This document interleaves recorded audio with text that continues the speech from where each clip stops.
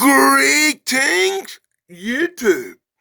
Danny Staten here on that Dan blog. You know I love saying that. Check out this Whitman comic book. It's a Flash Gordon. It's a Flash Gordon based on that really cool Flash Gordon movie. It's part one. That's right. I finally got part one. If you follow me here on the Daddy Dan blog, you probably saw last year when I did part 2 and 3 of this particular series. And after you watch this, you can check out full reviews for Flash Gordon Part 2 and Part 3 of the same comic book I'm checking out now.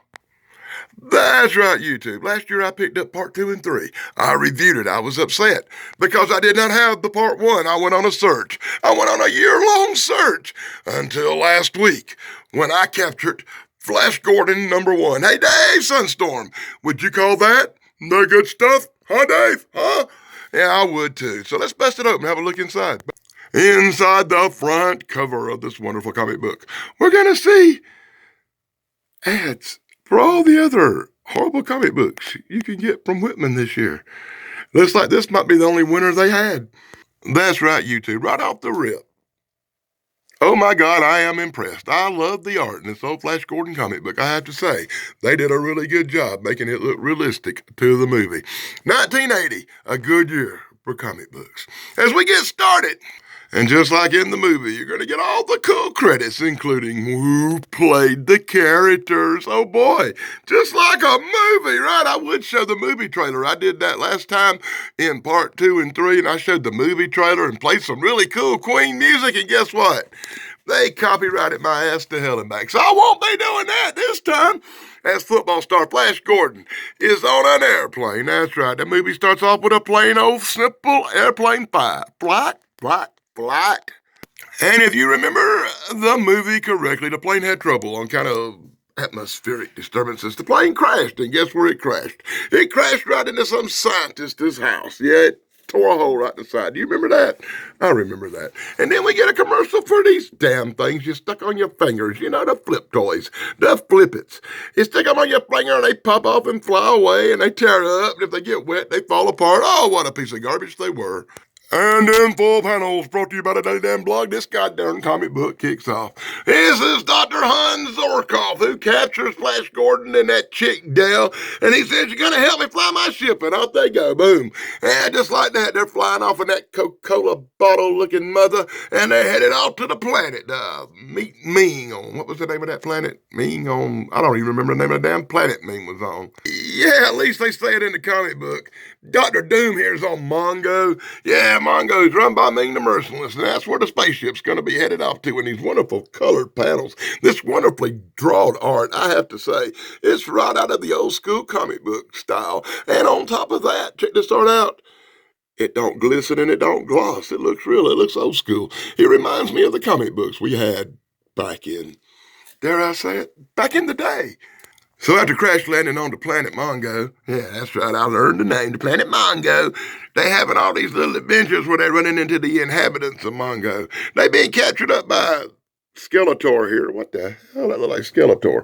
Anyway, they're being captured up. They're being hustled off. They're being rushed off.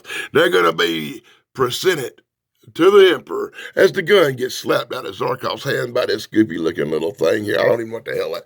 The little probe. Yeah, they're going to give him the probe. Let me give her the probe. Oh, yeah, that's a good art right there. And, of course, with all that excitement, it'd be a good time to throw in some commercials for little freaking Lulu and his Dennis the Menace-looking Elroy Jetson. I don't know. These are all the comic books you could order back in 1980, most of which were probably not as good as the one you're looking at now. I don't say that very often. And you get a commercial for that really cool guy. You know, the Pink Panther.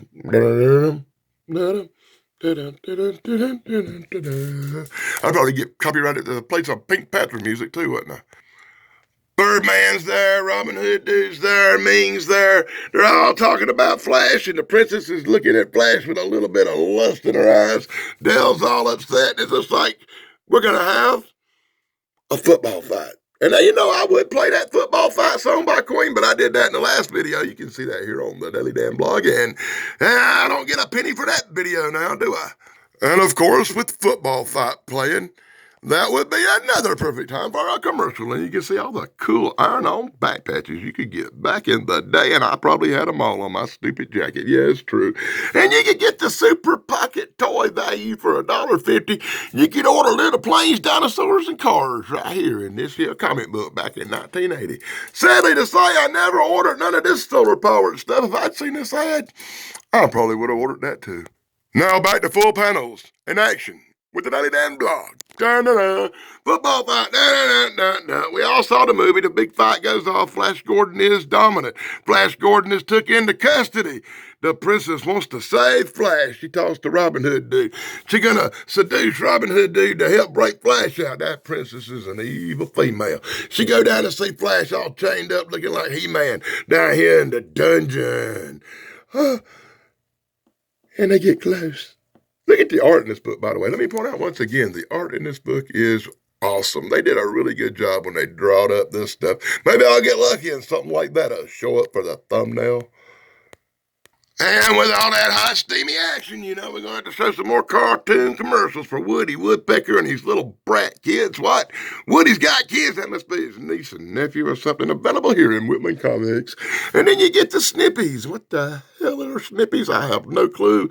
Apparently it was some stupid scissors shaped like cartoon characters called Snippies, and I don't know if anybody ordered this, but they probably got ripped off on that crap. Oh my God. So in full panels, brought to you by the Daily Dan blog, we're going to get back to the Flash Gordon action, as Flash Gordon is strode off to be presented before Ming once more in his underwear by Dr. Doom and this evil-looking guy. Oh my God, there's Ming and our doll, and the princess having a look. I almost called her our daughter like in Buck Rogers. Oh my God. And this will be a good time to say, everybody, be sure to check out the Golden Ranger TV, my friend Pat McCormick. Retro goodness at its best. Be sure to check out my friend Ian over at Retro Serial, and of course, the incomparable Flash Pondo Puns. My good stuff, guys. I always try to give the good stuff, guys, a shout out in these videos. And moving right along, Flash Gordon is alive. Gordon's alive as he's took down to see his professor friend getting the old brain penetrator. Wait, the brain probe. And in full panels brought to you by the Daily Dan blog. We try to figure out why all these evil-ass aliens want to give people probes. In this case, it's a mind probe, but usually it goes the other way, according to Anthony from S4. Everybody gets a probe. And Flash Gordon's going to make his escape, I think. Oh, my God, look at the really cool spaceships as they jet off across Mungo. Princess Ardala is talking to that other chick, and they're like, we got to get Flash out. Meanwhile, the Doc's about to get his second probe, and Flash Gordon and the princess escape to the dark side of Mongo in that really cool spaceship looking like something out of a 1939 classic Flash Gordon serial. Expect to see Buster Crabbe swinging from a tree here in a minute. Oh my God. And look at these dinosaurs on the planet Mongo. That's some really cool art for dinosaur art. And I really like the way they draw the evil princess here. She looks almost normal. Anyway, she's trying to seduce Flash out in the jungles over here on the planet Mongo as they hide out from Ming and his merciless troops. And of course, at this point, this will probably wind up with a freaking thumbnail, won't it? Yeah, you get Porky Pig. Oh my God, there's something. Maybe I'll get lucky and this will wind up for the thumbnail. Battle of the Planets. By the way, I picked up a Battle of the Planets comic book recently. Sometime this year. Hell, I might actually get around to talking about G-Force. I always thought them comics were a little bit on the cool side, you know what I mean? Battle of the Planets! So in full final panels, I'm going to get through this comic book a little quicker than usual, it looks like. Too bad I hadn't got the part 2 to throw right behind it. Well, I do, but I'm not going to because you can see them videos here on the Daily Dan blog already. And check out this, that cool spaceship's on the road. Flash Gordon and the princess are escaping. Ming is tormenting the doctor, trying to find out about the plans, but the doc ain't talking because he got the brain probe. And in our next exciting issue, find out how Dale Arden escapes Ming. Find out what happens to Flash Gordon in the incomparable Part 2 of Flash Gordon, the movie comic. And instead of some final art, that's the Make it really cool. We're going to throw this stupid shit in for 50 cents each, three for $1. You could have had some rocks because we really like showing and selling you rocks and little arrowheads. Hell, them assholes probably made them themselves. They sold them up. Oh, my God. I hope you didn't buy that. Huey, Dewey, and Louie. I got a comic book about these goose, too. Oh, my God. And if you want to see that Huey, Dewey, and Louie comic book, you can find that in the playlist here on the Daily Dan blog, too. On the back, you could have had any one of these really cool posters, and I can remember maybe a couple of them that I actually had back in the day. And I don't think none of the ones I had are featured here except maybe that Kiss one. I did have a Kiss one, but I don't think it was that one.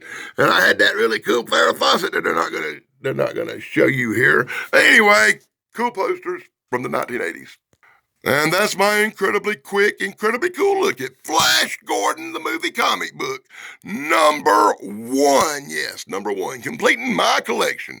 If you want to see part 2 and part 3 of this comic book, be sure to look them up in my comic book playlist here on the Daily Dan blog. And as you can see, they're already labeled.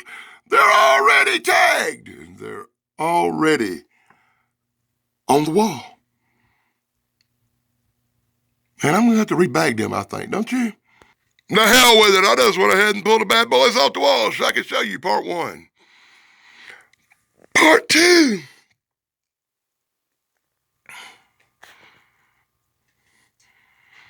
And part 3. Yes, the Flash Gordon movie comics from 1980. All 3. Yay for me. I hope you enjoyed it. Be sure to like, subscribe, and ring the bell. Till next time, this is Danny Staton on the Daily Dan blog. Blog over, dudes. Blog over.